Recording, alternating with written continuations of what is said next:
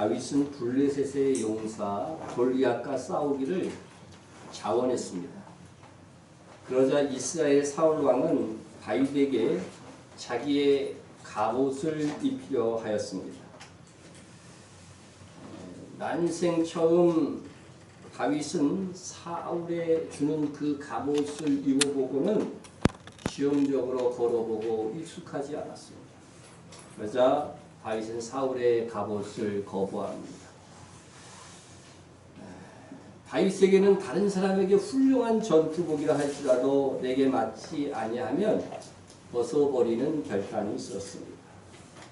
우리도 멋지고 훌륭한 것이라 해도 승리하는 믿음의 삶을 위해서는 절제하고 버려야 할 것이 있는 것이죠. 이기기를 다투는 자마다 모든 일에 절제하나니 그들은 썩을 승리자의 관을 얻고자 하되 우리는 썩지 아니할 것을 얻고자 하노라. 우리의 인생은 영원히 썩지 아니할 멸류관을 얻을 유일한 기회입니다. 여러분 믿습니까? 아멘 잘하는데 정말 그걸 믿고 사는 사람처럼 안 사니까 문제죠. 정말 이 가르침을 믿는다면은 절제해야 됩니다. 이 세상에서 절제하는 삶이 없이 가치 있는 것을 얻을 수가 없어요. 심지어 썩을 멸류관을 위해서도요, 절제하지 않고는 얻을 것이 거의 없습니다. 다이어트 하는 데는 노력이 필요하지만요, 살을 찌우는 데는 별 노력이 필요 없습니다. 세상에서 누리는 멸류관들도 멋진 것들이 많이 있습니다. 열심히 공부해서 열심히 돈을 모아서 열심히 노력해서 목표한 직장과 직위와 부를 얻을 수 있습니다. 그러나 그런 것들은 썩을 멸류관입니다. 여기서 썩을 멸류관이라고 하니까 뭐 이상한 멸류관이 아니라 언젠가는 누리다가 없어질 멸류관을 말하는 것입니다.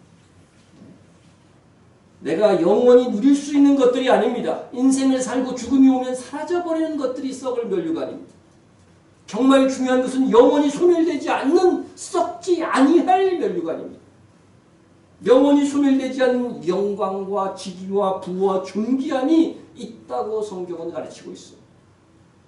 그것을 얻고자 하는 자는 반드시 절제해야 합니다. 아무리 세상에서 빛나는 것이라 할지라도 그 나라에서 영원한 멸류관이 얻는데 유익이 되지 않는다고 한다면 벗어버릴 줄 알아야 된다는 것입니다. 다윗은 그렇게 했습니다. 아무리 영광스러운 왕의 갑옷이라도 승리의 방해가 된다면 벗어버릴 줄 알았습니다. 우리는 더 소중한 하늘의 멸류관을 얻고자 세상의 멸류관도 포기할 줄 알아야 합니다. 예수님의 제자들이 제자로 출발할 수 있었던 최초의 결단은 버림이었습니다. 버림. 그들은요, 어부라고 하는 분명한 생업이 있었고 어떤 사람은 세리라고 하는 분명한 생업이 있었는데 그것을 버렸습니다. 그들이 돈을 버는 것들을 포기했을 때 그들의 가정 경제는 분명히 크게 흔들렸을 것입니다. 그런데도 그들은 물질보다 더 소중한 예수님을 붙들었습니다. 계산하지 않았습니다. 이에 베드로는 자기들이 모든 것이라고 여겼던 이 생업 포기하고 또 가족을 떠나서 예수님을 따른 것에 대한 하나님의 보상은 무엇입니까? 하고 물은 적이 있습니다. 이에 베드로가 대답하여 이르되 보소서 우리가 모든 것을 버리고 주를 따라 싸운데 그럼즉 우리가 무엇을 얻으리까? 베드로가 생업을 포기하고 가족을 부양하지 않고 예수님의 제자로 따라다닌 이것으로 인해서 아마 그 가족들은 정말 동의할 수밖에 없었을 것이고 희생도 있었을 것입니다. 당시 베드로가 자기의 배를 가지고 있을 정도라면 당시로서는 굉장히 중산층의 가정이라고 봐야 됩니다. 그가 3년 동안 벌어들일 수 있는 수입을 돈으로 계산해도 상당한 금액이 됐을 것입니다. 그런 그가 예수님을 따르는 일에 그의 인생을 건 것입니다. 그로 인해 받을 보상이 무엇이냐고 물었을 때에 예수님의 대답은 무엇일까요? 알고 계신 분 계신가요?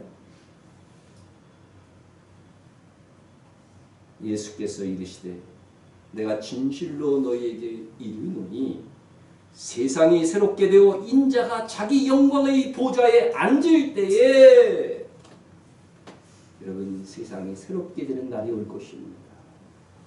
예수님이 진짜 자기 영광의 보좌에 앉아서 저 예루살렘 시온상에서 온 민족을 다스릴 것. 이건 시편과 선지서에 무수하게 반복되는 말씀인데 이걸 다 어떤 사람들은 그냥 영적인 것으로만 받아들입니다.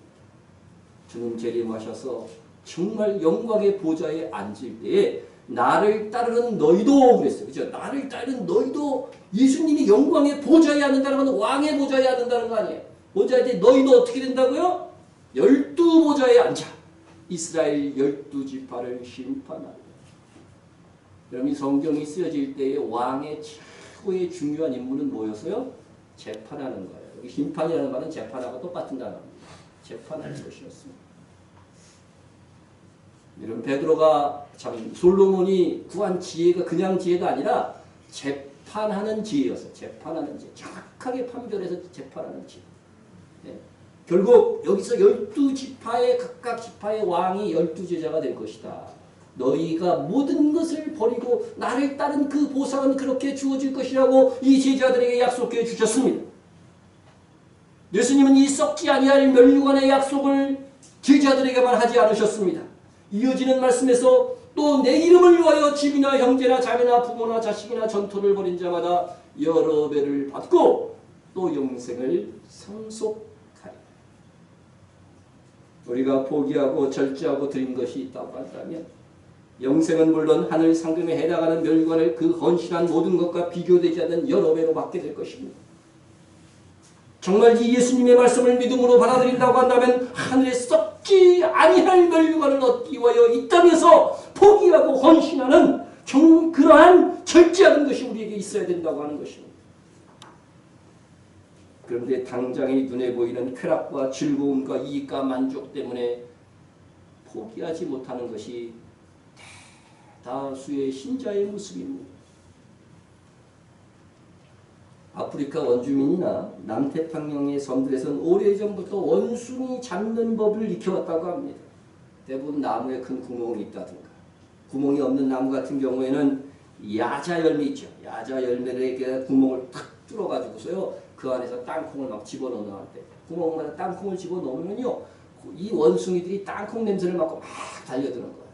그래가지고서 그 땅콩을 얻기 위해서 야자 열매에 손을 확 집어넣습니다. 그러면 그때에 그 원숭이들을 잡기 위해서 이제 사람들이 와서 잡아가는 거죠. 너무 쉽지요? 너무 쉽죠. 근데 원숭이가요, 그 야자 열매에 구멍을 뚫어놓고 나무에 이렇게 묶어놓은 것들을 손을 빼고서 도망가면 되잖아요. 근데 도망을 안 간대요. 왜 도망 안 갈까요? 그 야자 열매에 있는 땅콩을 그렇게 좋아한대요. 땅콩을 놓치기 싫어갖고 이거 포기하기 싫어서 손을 안 빼는 거야. 이거 딱 놓으면 빠지는데 그거 끝까지 움켜쥐고 포기하지 않기 위해서 그래서 잡혀간다는 거예요. 잡혀가기까지 그 땅콩을 놓지 않는다고 하는 것입니다. 결국 포기의 중요성을 알지 못하는 원숭이들은 한 줌의 땅콩과 그들의 자유와 생명을 빼앗기게 되는 거죠. 사람이라고 원숭이하고 크게 다르지 않습니다. 대부분 포기하지 못함으로 썩지 않을 영원한 멸류관을 얻지 못하는 것입니다.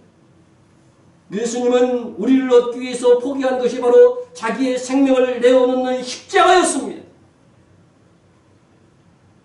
우리도 포기의 십자가를 져야 됩니다.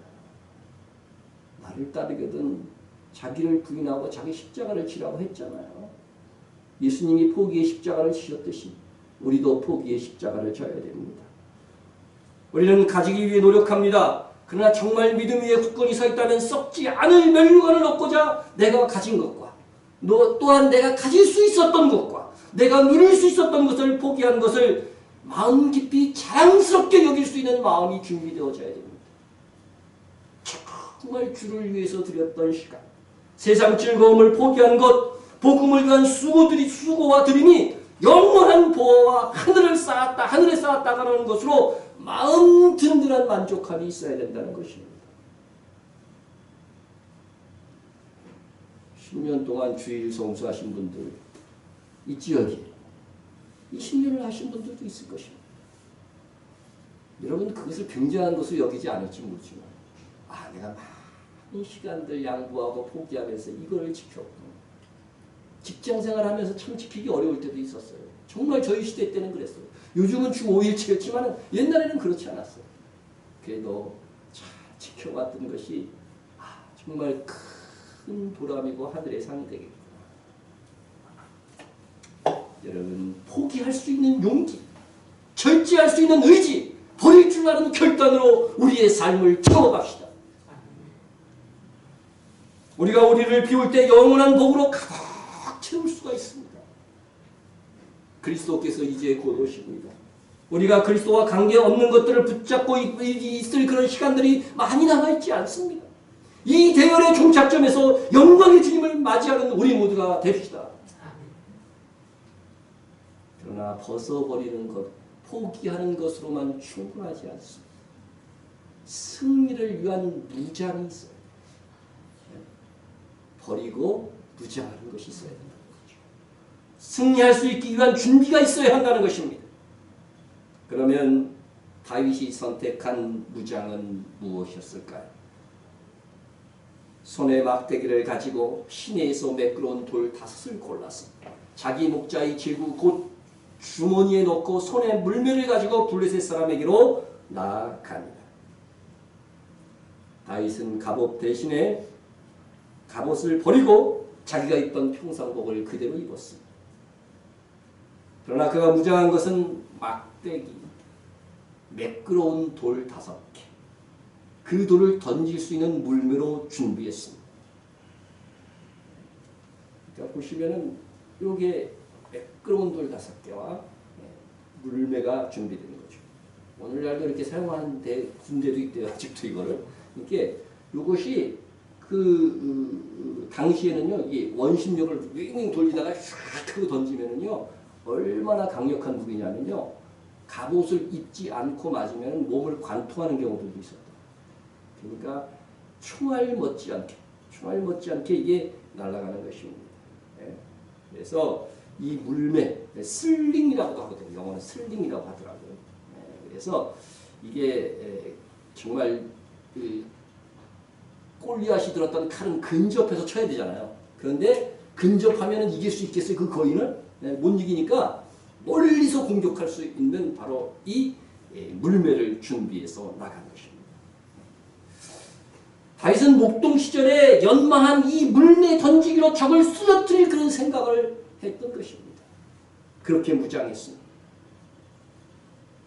제가 참으로 슬픈 얘기를 하나 하겠습니다. 친구 3명이 산속 호텔로 놀러를 갔는데 3일간 휴가를 떠났습니다. 어느 날 이들이 15층 전망 좋은 호텔방에 거주했는데 내려와서 산책을 하고 방으로 다시 호텔방으로 돌아가려고 하는데 가는 날이 장날이라고 엘리베이터가 고장났어요. 기가 막힙니다. 그래도 방에 가서 쉬어야지 하면서 계단을 올라가야 된다고 생각하니까 참 지루하게 느껴집니다. 그래서 우리 힘드니까 한 명씩 돌아가면서 얘기나 하나씩 하자. 지난날 슬프고 힘들었던 일 한 가지씩 이야기하기로 하자 하고서 올라갔습니다. 첫 번째 친구가 나는 첫사랑에 실패하고 죽으려고 했었어 하고 말하자 두 친구가 그를 위로해 주었습니다. 그 다음에 친구 하나가 나는 사실 며칠 전에 사업 때문에 아무도 모르게 떠나가려고 했는데 정말 극적인 반전으로 일이 해결되었어. 그렇지만 그 과정은 너무나도 힘들었거든. 역시 다른 친구들은 참으로 어려운 일이 있었다 하고서 위로해 주었습니다. 두 친구의 말이 끝나자 한 10층쯤 올라가고 있었습니다. 그때 마지막 친구가 갑자기 누운 듯 번뜩 생각난 듯 상기된 얼굴로 말했습니다. 나는 사실 이 이야기를 하면 너무 슬퍼서 너희들이 가만히 있지 못할 거야. 그러니까 관두겠어 이야기하니. 그러자 두 친구가 야 친구 간에 못할 얘기가 어디 있냐. 괜찮아. 털어놔 그러는 겁니다. 아무래도 너희들은 이해 못할 것 같아. 드디어 13층까지 왔습니다. 그래서 계속 친구들이 추궁을 하자 그 친구는 15층 문 앞에서 좋아 그럼 내가 하지 하면서 한숨을 쉰데 나 사실 방문 열쇠 카운터에다 두고 왔어.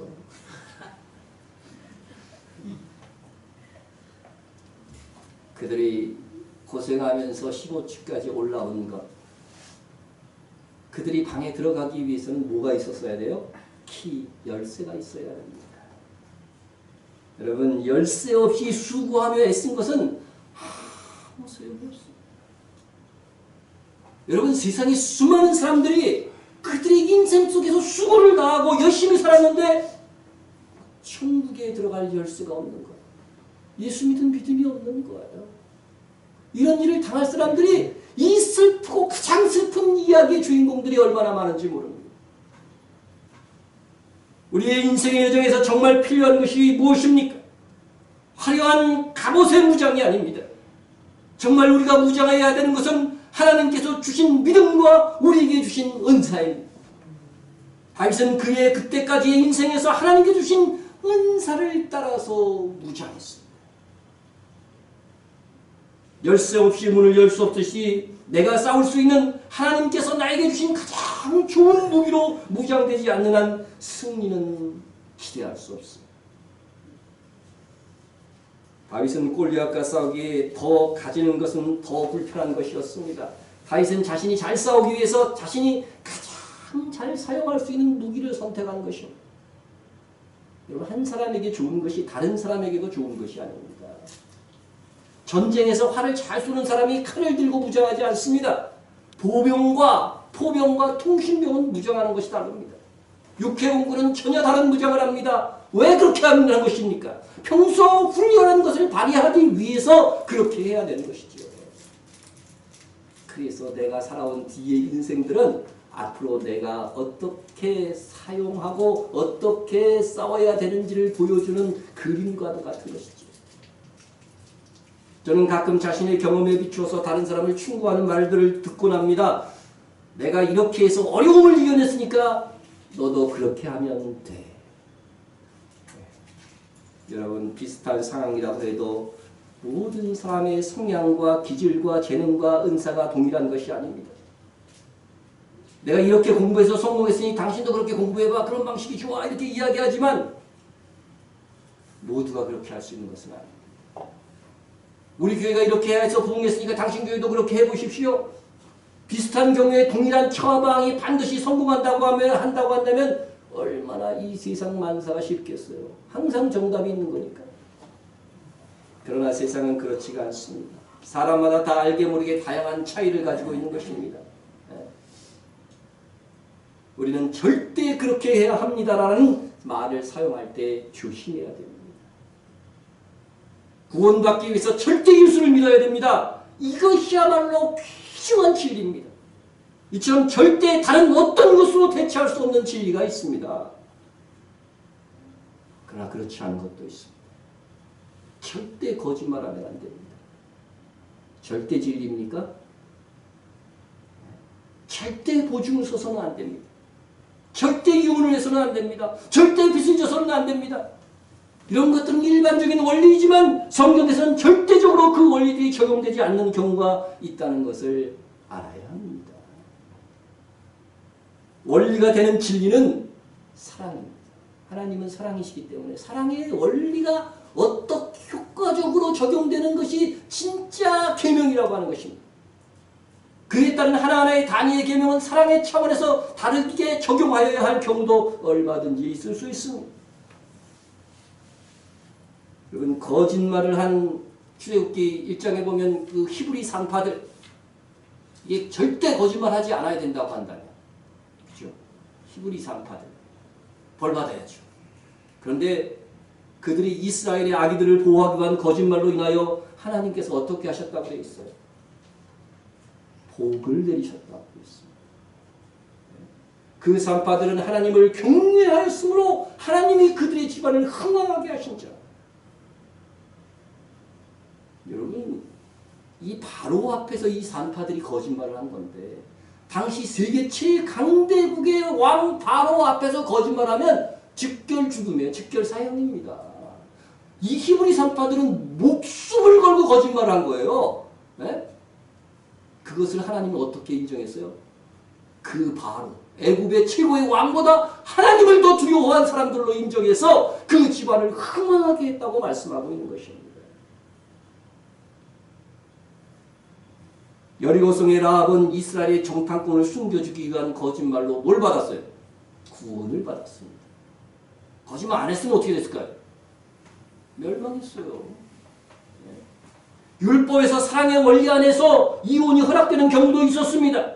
성경에 보증이 서지 말라는 말씀이 있지만 잘못되면 내가 손에 다 감수할게 이런 각오로 보증 쓴다면 가능한 겁니다.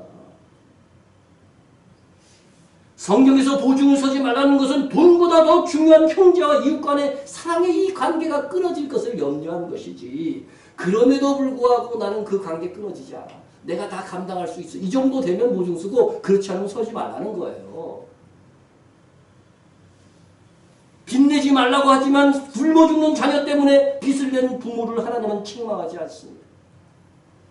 사랑과 생명이 우선이기 때문에 그렇습니다. 다윗과 그의 군대는 그 굶주릴 동안에 제사장밖에 먹을 수 없는 그 떡, 그 당시 율법으로 정해진 그 떡을 막 먹었어요.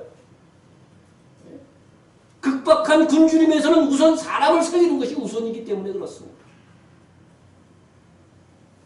여러분, 똑같은 병에도 체질에 따라서 처방이 달라지듯 우리에게 주어진 사건과 일들에서도 우리는 하나님의 원리를 찾아내서 그때그때 적정한 방법을 찾아가야 하는 것입니다.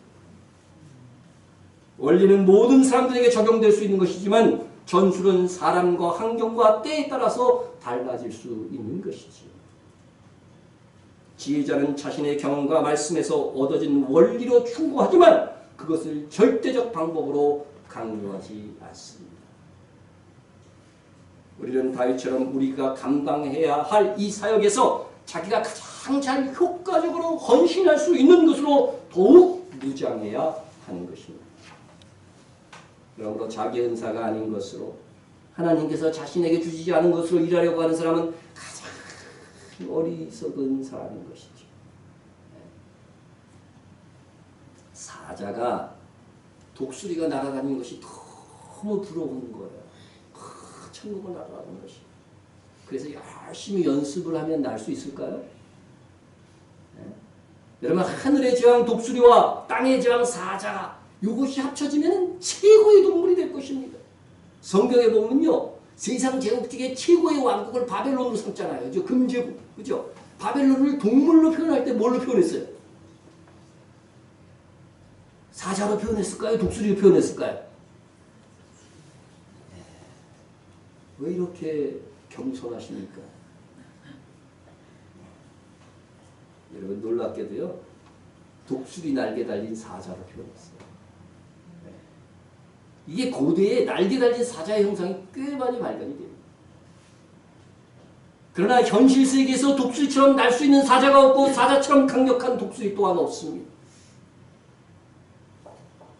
혼자서 다 할 수 있는 것이 교회가 아닙니다. 각각 다른 은사를 가지고 있기 때문에 자기 역할만 잘하면요, 교회는 아름답게 굴러갈 수 있게 되어 있습니다. 하나님께서 부여하신 재능과 은사로서 싸우고자 하는 것이 지혜입니다. 하나님께서 나에게 충성하기를 원하시는 분야와 은사를 스스로 잘 분별해서 일하는 것이야말로 다윗과 같이 가장 효과적으로 일하는 하나님의 사람이 되는 지름길인 것이죠. 우리는 다른 사람처럼 싸우려고 흉내낼 필요 없습니다. 다른 교회가 하는 방식을 그대로 따라하려고도 할 필요가 없습니다. 다만 다른 사람과 다른 교회에서 성공을 이끌어내는 원리들을 찾으려고 해야 됩니다. 그래서 그 원리 가운데서 우리가 가장 잘 할 수 있는 방법으로 수고해야겠지요. 내가 가장 잘할 수 있는 것으로 봉사하고 수고하십시오. 여러분의 무기는 이미 하나님께서 주셨습니다. 여러분이 그것을 발견하고 연마하고 사용할 책임이 있는 거죠. 여러분에게 있는 것으로 이미 하나님께서 여러분에게 주신 충성의 재원으로 하나님의 사역 위에 분량을 감당하세요. 사람이 아무리 최선을 다해도 성격을 보면 5달란트 받은 사람은 5달란트를 남기는 것이고 2달란트 가졌던 사람은 2달란트 남기는 겁니다. 아주 최고가 2달란트 맡은 사람이 5달란트나 10달란트 남기면 이게 최고 아니에요. 근데 성경은 그런 예를 들지 않습니다. 여러분, 하나님께서 나에게 많은 재능과 힘을 주셨다면 많은 공적을 얻을 것이고, 작게 주셨으면 작은 공적밖에 남길 수 없는 것입니다. 우리의 책임은 사랑의 수고를 다하는 것뿐입니다. 하나님께서 우리에게 주신 것이 갑옷이나 큰 칼이든 혹은 막대기나 돌멩이든 그것이 크든 작든 상관이 없습니다. 우리는 하나님께서 나에게 주신 것, 나에게 주신 범위, 나에게 주신 은사, 그것 가지고 충성하면 됩니다. 그러면 절대 큰 능력을 받고 큰 일을 한 사람보다 우리의 상급이 적어지는 일은 없는 것입니다. 다윗은 자신이 가장 잘 쌓여있는 무장을 완료했습니다. 다윗은 그동안 하나님께서 자신을 훈련시킨 방법과 무기로 싸우려고 했습니다. 다윗은 목동 시절 사나운 짐승들에게서 양을 구해내기 위해서 수없이 훈련하고 연모한 그 물맷돌 던지기를 지금 사용하려고 하는 것입니다. 다윗이 양을 구해내기 위해서 성실히 이 훈련을 연마해 왔다고 한다면 이 보잘것없는 보이는 이 물맷돌을 가지고서 거인을 쓰러뜨리는 놀라운 무기가 되게 하실 것입니다. 이것이 여러분 합력하여 선을 이루시는 하나님의 신묘막직한 방법입니다. 다윗이 그 양보하기 위해서 물맷돌을 막 던지기 수도 없이 연습했을 거 아니에요. 네? 그것이 블레셋의 최고의 거인을 쓰러뜨리게 하는 그러한 무기가 될 것이라고 조금이라도 생각했을까요? 생각하지 않은 거죠. 그냥 자기에게 주어진 일들 속에 최선을 다했을 뿐입니다. 그러니까 그 최선을 다했던 그 훌륭한 그것이 하나님께서 들어서 쓰실 때 놀랍고 크고 영광스러운 일이 된다고 하는 사실입니다. 그러므로 우리도 인생을 살면서 공부하고 습득하고 취득한 모든 것을 하나님의 선한 사역의 도구와 무장이 되도록 하시는 하나님이십니다. 그러므로서 지금 내가 하는 일 어떻게 하나님께서 사용하실지 다 알지 못해도 주어진 상황 속에서 성실히 그리고 최선을 다할 때 우리도 모르게 하나님의 준비하심이 되는 것입니다. 다윗의 무장 완료. 객관적으로 보면 누가 보기에도 이 무장은 연약하기 그지없는 무장이었습니다. 그러나 그것은 다윗을 가장 잘 알고 계신 하나님께서 가장 완벽하게 무장시키신 것입니다. 사람들이 보기에 다윗은 인간이 가질 수 있는 무기를 포기한 것 같았지만 다윗은 결코 연약하지 않은 하나님의 무기를 가진 것입니다. 이제 다윗은 싸우는 일만 남았습니다. 정말 숨막히는 순간이 다가왔습니다. 블레셋의 거인 골리앗은 자신을 상대하러 나온 이스라엘의 대표 다윗을 봤습니다. 그는 다윗이 소년의 티를 벗어나지 못하고 곱상하게 생긴 용모를 보고 다윗을 업신여겼습니다. 여러분 영화를 봐도 그렇고 훈련해서 전사로 다 나가는 사람들은 어때요? 얼굴부터 벌써 네? 훈련을 오래 하게 되면 눈빛이 달라지고 날카로워집니다. 월남전에 참여했던 사람들 얘기를 들어보니까요. 정말 한 번 나가서 사람을 죽였다든가 옆에 동료가 죽는 것을 본 사람들은 그때부터 눈빛이 달라지더라고요. 이 싸우러 나온 애가 곱상한 애야. 네? 아이돌이야 완전히. 네? 네. 그러자 거인은 다윗에게 말합니다. 네가 나를 개로 여기고 막대기를 가지고 내게 나왔는데 그 당시 개로 막대기로 막 개도 때렸나 봐요. 거인은 다윗을 업신여기는 말을 시작하고 있지만 스스로 정곡을 찌르는 말을 한 것입니다.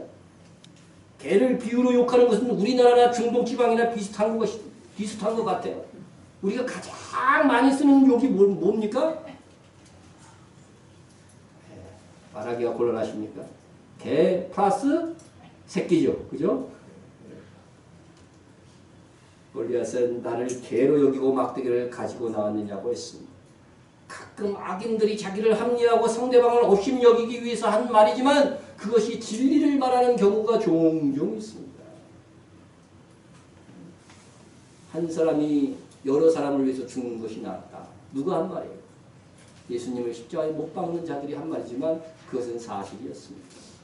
예수님께서 십자가에 못 박은 죄패가 뭐였어요? 죄패. 뭐라고 붙었어요?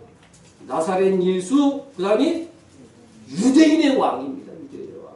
사실입니까? 거짓입니까?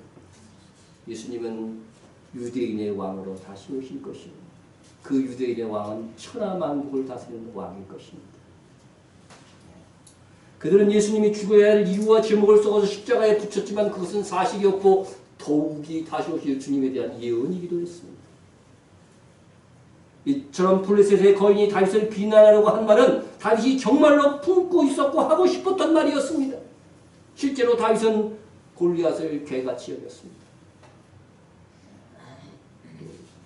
집에 개 키우는 분들이 또 항의할지 모르겠네요. 성경에도 개는 요괴 수단이. 개도 그냥 개가 아닌 무슨 개? 미친 개쯤으로 여겼습니다. 여러분, 우리나라가 1953년도에 정전협정을 했죠. 그죠? 우리나라가 한 건 아니고 미국과 누가 했어요? 북한하고 했죠. 우리나라는 더 싸운다고 힘도 쓰면서 괜히 이승만 대통령이 더 싸운다고 안 나갔어요. 정전협정. 미국이 대표를 해서 나갔어요. 유엔군 대표로 나가고 중국 참전을 했기 때문에 거기도 참여하고 그래서 이렇게 참여를 했는데 6.25 전쟁 이후에 북한과 미국이 실제로 전면전에 가까운 가장 가까운 전쟁을 하려고 했을 때가 언제인지 아세요? 우리 젊은 분들은 태어나기 전입니다. 1976년 8월 18일 무슨 사건이 있었을까요? 판문점 도끼 만행 사건이죠. 북한군 30여 명은 판문점 공도구역에서 미루나무 가지를 치고 있었어요. 우리나라 그 초소에서 저 북쪽이 잘 안 보이니까 그 가지를 치려고 이제 나갔는데 제일 처음에는 이걸 동조하듯이 막 이렇게 같이 있다가 얘기하다가요. 갑자기 전화를 받고 온 다음부터는 치지 말라는 거예요. 미루나무가 치지 말라는 거예요. 미군 장교가 계속 치라고 하니까 그만 미국 장교 2명을 도끼로 내리쳐서 그 자리에서 숨지게 하고 9명의 한미군 장병에게 중경상을 입히는 한편 유엔군 트럭 3대와 초소를 모두 파괴한 사건이 있었습니다. 그때 신문에 난 기사. 나중에 유엔군과 국군은 미루나무를 베어내고 다시 막 이제 화가 나서 이제 그 다음에 가서 이 미루나무 이거를 제거하는 사진입니다. 제거하고 부러뜨리고 그래서 이렇게만 남겨놨어요. 이 나무 더 자랐는지는 지금 모르겠습니다만 이렇게 잘라냈습니다. 이것을 다시 잘라낼 때예요. 대구에 핵무기를 무장할 수 있는 F-111기가 출동 준비 태세였고요. 만일 북한군이 다시 방해를 하거나 공격을 한다면 개성까지 진격한다고 하는 작전까지 세워놨었습니다.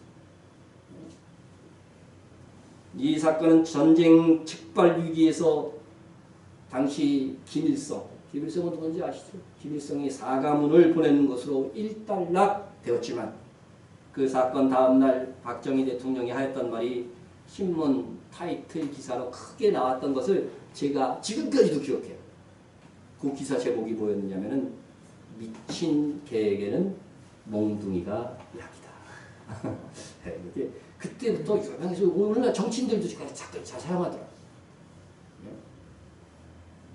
여러분 맞는 말입니다. 미친 개는요 얼러서 다룰 수가 없어요. 어떻게 해야 돼요? 제압해야 돼요. 그죠? 몽둥이를 쳐야 됩니다. 칼로 쳐야 됩니다. 죽여야 됩니다. 달려들어서 무는 날에는 큰일 납니다. 그렇지만 미친 개가 무서워요? 안 무서워요? 무섭긴 무섭단 말이죠. 제가 어린 시절 몇 살 위의 형이었는데 동네 형이었는데 미친 개에게 물려가지고서요 바로 치료를 받지 못해서 이후 지능이 떨어지고 어리버리해졌어요. 옛날에는 그것도 바로 치료 안 했어요. 참 부모들이 이상해요. 그러게 여러분 미친 개는요 달래서 제압할 수 있는 것이 아닙니다. 미친 개는 몽둥이로만 제압할 수 있습니다. 세상에 미친 사람들은 기독교를 거부하는 데서 지나 조롱하기까지 합니다.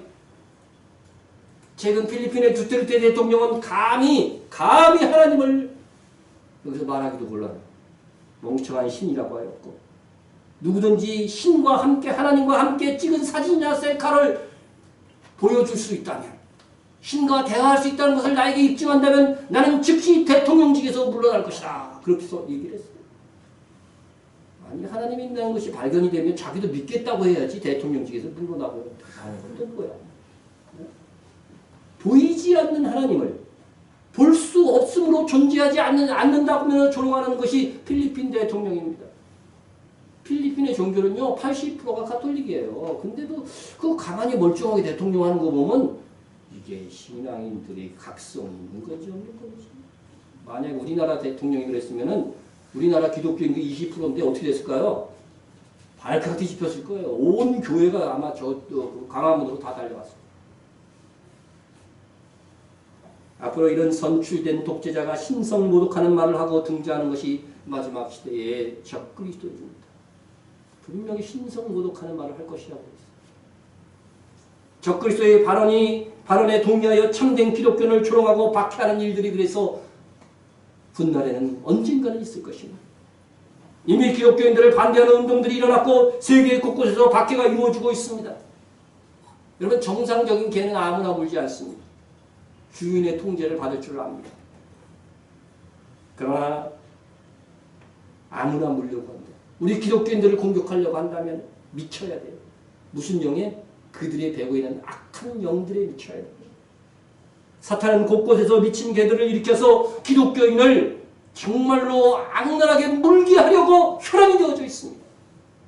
만약 우리가 그날이 온다고 한다면 다윗처럼 예수의 이름으로 싸워야 됩니다. 그때 감추면 안 됩니다. 마지막 날에 마지막 박해의 때는 무엇으로 승리한다고 되어 있어요. 성경에 요한계시록 공부했잖아요. 무엇으로 순교해요? 순교함으로 승리할 것이라고 되어 있어요. 마지막 대부분 순교의 승리입니다. 저런 박해하던 그들은 우리 주님이 재림하시는 그날에 우리가 구원의 감격에 기뻐하던 그 시간에 우리 주님의 몽둥이에 처절한 심판을 받게 될 것입니다. 골리앗은 미친 개였습니다. 하나님의 군대와 하나님의 이름을 모독하고 있는 미친 개였습니다. 이에 다윗은 골리앗이라는 미친 개에게 물릴까봐 두려워 떨고 있는 이스라엘 군대와는 달리 미친 개를 혼내주기 위해 하나님께서 드신 막대기였습니다. 미친 개 골리앗은 다윗을 조롱하고 저주하되 자기 신들의 이름으로 그렇게 했습니다. 그의 신들의 이름으로 다윗을 저주하고 이르되 내게로 오라. 내가 네 살을 공중의 새들과 들짐승에게 주리라 하는지라. 우리는 여기서 골리앗이 자기 신들의 이름으로 다윗을 저주하는 것으로서 보아서 그가 자기 신들의 이름으로 이 전쟁을 수행하고 있다고 하는 것을 알 수가 있습니다. 골리앗은 자기의 신장과 힘은 자기의 신이 자기에게 준 것이라고 생각하는 사람이었습니다. 다윗과 골리앗의 싸움은 블레셋과 이스라엘 대표가 싸우는 것이기도 하였지만 골리앗이 믿는 신과 다윗이 믿는 하나님과의 싸움이기도 했던 것입니다. 우리의 영적 싸움은 결코 우리 자신만의 싸움이 아닌 것을 기억해야 됩니다.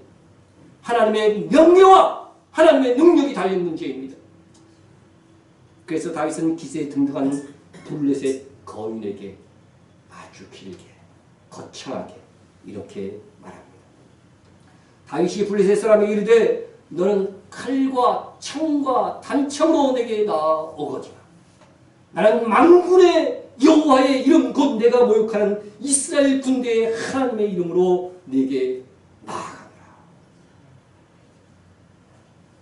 오늘 여호와께서 너를 내 손에 넘기시니 내가 너를 쳐서 내 목을 베고 블레셋 군대의 시체를 오늘 공중의 새와 땅의 들짐승들에게 주어 온 땅으로 이스라엘의 하나님이 계신 줄을 알게 하도록. 하나님의 이름을 위해서 싸우는 겁니다. 또 여호와의 구원하심이 칼과 창에 있지 아니함을 이 무리에게 알게 하리라. 전쟁은 여호와께 속한 것인즉 그가 너희를 우리 손에 넘기시리라. 당당한 다윗의 한마디 한마디를 보십시오. 적장을 앞에 두고 내가 적을 죽이지 않으면 죽을 수밖에 없는 이 싸움에서 얼마나 그의 신앙을 정확하고 힘있게 선포하고 있습니까? 다윗은 지금 무엇과 싸우고 있으며 또 자신의 싸움의 목적이 무엇인가를 정확하게 알고 있었습니다. 여러분들이 여러분의 삶의 인생의 이 삶의 목적을 분명히 알고 있어야 할 이유도 여기에 있는 것입니다. 세상의 신은 칼과 창과 단창으로 싸움을 이기려고 합니다. 세력의 신을 마지막 시대는 세력의 신을 숭상할 거라. 적그리스도가 세력의 신을 섬길 것이라고 성경에 나와 있어요. 강한 것이 우리 편 그런 말 하죠. 그게 적그리스도의 영성의 사실입니다. 힘있는 자가 이길 수밖에 없는 것이 싸움입니다. 그러나 다윗은 인간적으로 질 수밖에 없는 이 싸움에서 이길 수밖에 없는 이유를 하나님의 이름에 두고 있습니다. 이 하나님의 이름은 세상 사람들에게 모욕을 받습니다. 하나님의 이름은 하나님의 군대를 모욕하는 것으로서 이 세상에 나타나기도 합니다.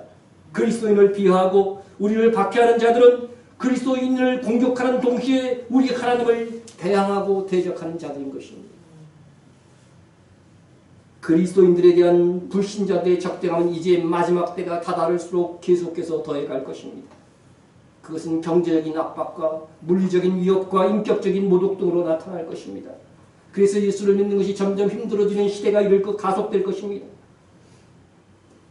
다윗 앞에 서 있는 골리앗은 칼과 창과 단창을 가지고 있었지만 오늘날 우리 앞에 있는 골리앗은 그 모양을 달리하면서 돈과 권력과 출세를 이끌어 또 육신의 정욕과 안목의 정욕과 이생의 자랑과 성적인 쾌락과 가족 유혹으로 우리를 미혹하기 위해서 우리 앞에 서 있는 것입니다. 그런데 우리는 사울과 이스라엘 군사들처럼 세상의 골리앗에 이끌려 우리와 함께 하신 하나님에 대한 믿음을 잊어버리고 두려움과 미혹의 삶을 살고 있는 것은 아닙니까? 당시 이스라엘은 다 하나님의 백성입니다. 그런데 모두 다 세상적인 힘과 위력 앞에 두려워 떨고 있었다는 사실을 기억하세요. 오직 누구 하나만 다윗만 싸우려고 했어요. 소수였다는 것입니다. 오늘날도 세상의 압력 속에서, 세상의 돈 앞에서, 세상의 출세 앞에서, 세상의 권력 앞에서 두려워하는 그리스도인들이 대다수인 거죠. 그것은 싸워보지도 못하고 패하는 것입니다. 세상의 논리 앞에서 싸우려는 용기조차 내지 못하는 이름뿐인 그리스도인들이 얼마나 많은지요. 우리는 다윗처럼 세상의 골리앗 세력에 대항하여 하나님의 이름으로 당당하게 싸우려고 해야 됩니다. 하나님의 백성이 된 우리의 싸움은 싸움에 나가서 이길 것인가 질 것인가의 문제가 아닌 것입니다.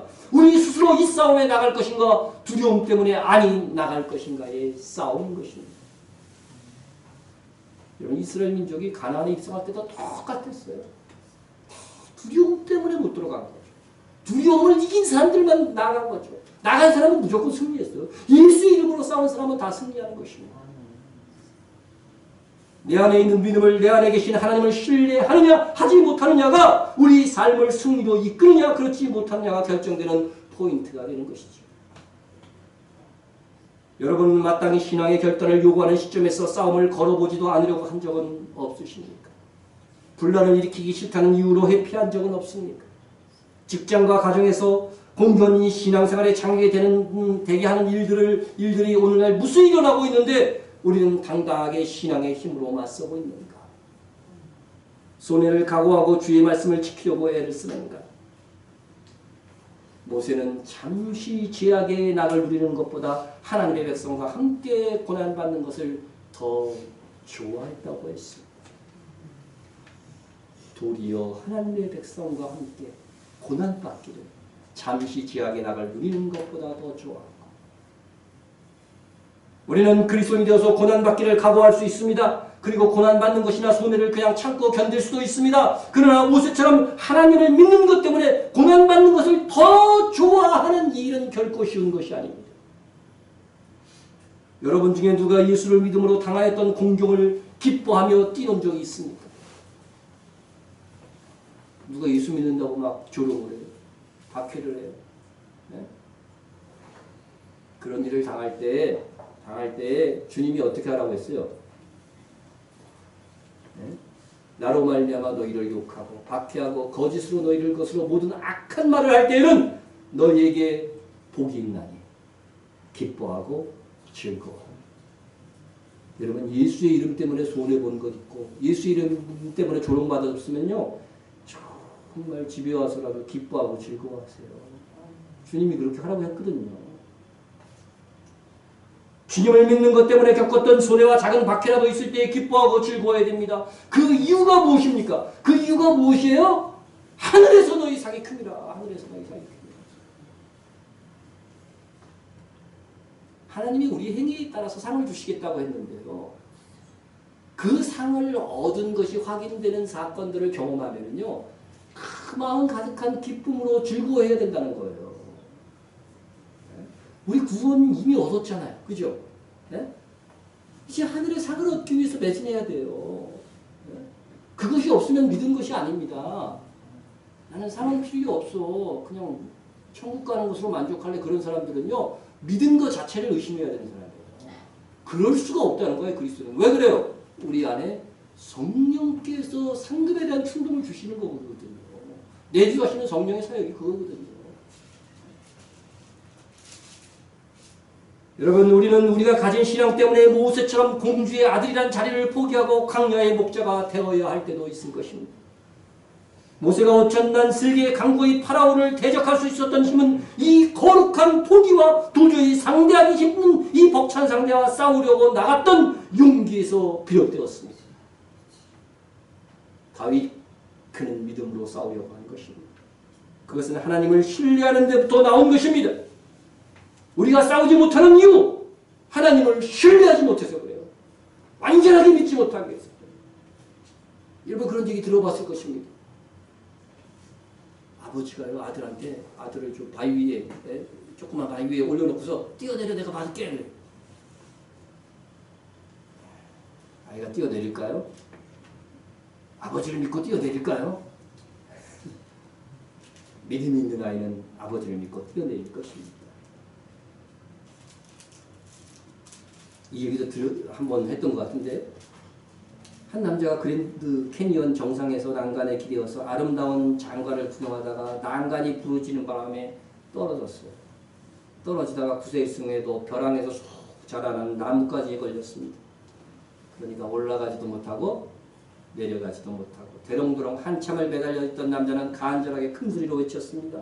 하나님, 제발 도와주세요. 덜덜덜 떨리는 목소리로 그는 다시 크게 외쳤습니다. 제발 하나님 도와주세요. 도와주세요. 그런데 놀랍게도 하나님의 음성이 들려왔습니다. 그래, 신비로운 음성이었습니다. 이어서 그 음성은 이렇게 말했습니다. 나뭇가지를 잡고 있던 그 손을 놓아라. 그리하면 내가 받아주리라. 아래를 보니 커다란 바위가 자신을 기다리고 있는 것처럼 보였습니다. 손을 놓으면 분명히 죽을 텐데 놓으라고? 그는 자신의 길을 의심했습니다. 그리고 생각했습니다. 그리고 난감한 마음으로 외쳤습니다. 하나님, 뭔가 오해하고 계신 것 같은데 뛰어내리기에는 너무나도 높습니다. 손을 놓으면 저는 죽습니다. 그때 단호한 음성이 들립니다. 나는 네 하나님이니 나를 신뢰하고 손을 놓아라. 남자는 잠시 침묵한 뒤 불쌍하고 겁에 질린 목소리로 외쳤습니다. 뭐라고요? 거기 위에 다른 분 안 계신가요? 하나님 말고 거기 위에 다른 분 안 계신가요? 우리가 단단히 싸우지 못하는 이유, 하나님을 신뢰하지 못하고 있기 때문에 그렇습니다. 말씀을 기억하고 그 말씀대로 확신하지 못하고 있어서 그래요. 믿음을 가졌기 때문에 당하는 고난의 가치를 모르는 것입니다. 진리를 위해 받는 손해가 우리를 얼마나 영원히 부유하게 할 것인지 그것을 모르기 때문에 그렇습니다. 우리 하나님의 이름으로 나갑시다. 아무리 사소한 일이라도 하나님의 이름의 명예가 우리에게 달려있음을 기억하고 믿음으로 행합시다. 우리가 하나님을 신뢰하고 하나님의 이름의 명예를 위하여 싸우고자 할 때 거인 골리앗은 거꾸로질 것입니다. 그리고 우리를 위한 하늘의 상도 차곡히 쌓여질 것입니다. 기도하겠습니다. 통성으로 들어가겠습니다. 승리를 위해 절제, 세상의 즐거움을 포기하고 버릴 수 있는 결단을 앞세우십시오. 결단을 앞세우십시오. 그리고 하나님의 말씀과 주신 은사로 무장되게 하옵소서. 버리고 무장해야 됩니다. 그 다음에 하나님의 이름, 하나님의 영광을 위한 삶이 될 수 있도록 기도해 주시고요. 이스라엘의 회복과 선교사들을 위해서 기도해 주시고 이 나라의 민족을 위해서 기도해 주시고요. 북한과 박해받는 세계 성도들을 위해서 기도해 주시고요. 교회의 부흥과 부족한 목회자와 또한 성도 간 서로 연약한 분들을 위하여 중보해 주시기를 바랍니다. 다같이 통성으로 기도하겠습니다. 사랑과 은혜가 충만하신 하나님, 우리 감사합니다. 오늘도 함께 하시는 하나님 찬양합니다. 우리의 인생을 믿음으로 승리하기를 바랍니다. 승리하기 위해 세상의 즐거움을 포기하는 것이 있게 하여 주시옵소서. 아버지 안에 버릴 수 있는 결단할 수 있는 힘을 주하여 주시면서 대하여 주옵소서. 하나님의 말씀과 주신 은성의 무장되기를 원합니다. 하나님께서 나를 입가의 사랑에 보내시면서 아버지의 특징을 일어나고 하시는 그녀를 분명하고 수고하고 애쓰는 주의 싸움을 은사의 은성을 더하여 주시옵소서. 충분하게 말씀하여 감당하게 하여 주시옵소서. 하나님의 이름 하나님의 영광을 위한 삶이 되기를 원합니다. 하나님의 명예가 나로 인하여서 더럽혀지지 않게 하시고 하나님의 이름이 빛나게 하여 주시고 하나님의 영광을 위한 삶이 되기를 하여 주시옵소서. 우리가 주하는 이스라엘의 애국을 위해서 기도합니다. 그 땅에 많은 그리스도인들의 주께로 돌아올 수 있기를 원합니다. 하나님의 영광을 위한 삶이 되기를 원합니다.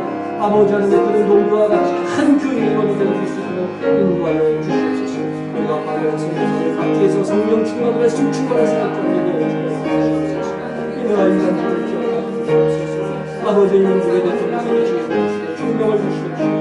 이 나라의 비전쟁을 감기 올바른 정치 올바른 판단할 수 있도록 도와주고 합력한 생을 인도하여 주시옵소서. 북한이 받는 세계 성도들이 있습니다. 고통의 그 현장 속에서 그들이 간간히 믿음을 지키기를 원하겠습니다. 주의 영광을 위하여서 죽기까지 충성하는 자를 하나님 주시옵소서. 아버지 하나님 우리 교회와 우리 성도를 살피시고 이 말씀을 쉽게 깨우는 우리에게 맡겨진 성도의 삶을 잘 감당할 수 있도록 힘주시고 능력 주시옵소서.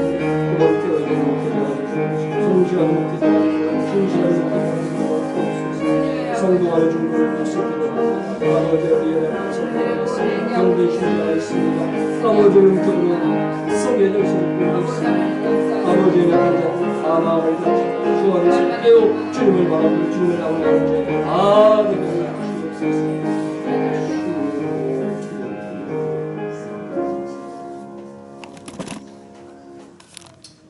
승리하신 하나님, 우리가 세상에 대하여 악한 영에 대하여 세상의 신에 대하여 이긴 자 되기를 원하시고 계십니다.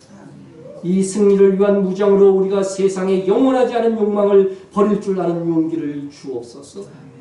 오직 성령의 검 하나님의 말씀으로 무장하고 하나님께 주신 은사로 이기는 삶을 살게 하여 주옵소서.